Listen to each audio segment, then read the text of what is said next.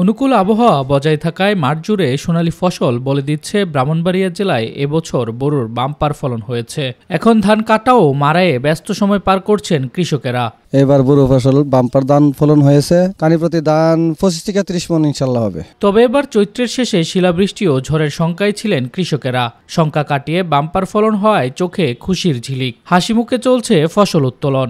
আমরা এবার খুব ফলন ভালো হয়েছে, ধান খুব সুন্দর, ধানের মধ্যে কোনো চিটা মিটার কিছু নাই। এদিকে সরকার ভর্তুকি মূল্যে কৃষকদের হারভেস্টর মেশিন দেয় ধান কাটা ও মাড়াই করতে পেরে খরচ কমে গেছে বলে জানান কৃষকরা। এতে কৃষকদের উৎপাদন খরচ যেমন কমেছে, তেমনি ধান কাটা ও মাড়াইও সহজ হয়েছে। তানাতে ধান মোটামুটি বছর কোনো বৃষ্টিও মোটামুটি ভালোই হয়েছে, আর কোনো ঝড় তুফান হয়েছে না। আমাদের এলাকাতে সবাই আমারও বললে না, সবার ধান আল্লাহর রহমতে খুব ভালো হয়েছে। প্রায় 25-30 কানি কাটতে পারি, যদি মেশিন ভালো থাকে আর নাহলে 20 কানি কাটতে পারি।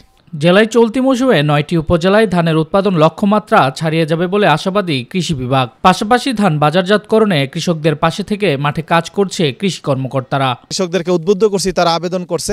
আমরা কৃষি বিভাগ কৃষকের পাশে থেকে তাদেরকে বিভিন্ন নতুন নতুন প্রযুক্তিগত যে পরামর্শ, এগুলো আমরা কৃষকদেরকে দিয়ে থাকি। আমাদের যে উৎপাদনের লক্ষ্যমাত্রা ধরা হয়েছিল 7,15,405 মেট্রিক টন, আমরা আশা করছি এই উৎপাদনের লক্ষ্যমাত্রা ছাড়িয়ে যাবে। নানা প্রতিকূল পরিস্থিতি কাটিয়ে উৎপাদিত ফসলের ন্যায্য মূল্য পাবে কৃষক, এমনটাই প্রত্যাশা সংশ্লিষ্টদের। শামস তাবরিজ উচ্ছ্বাস, মাই টিভি নিউজ ডেস্ক।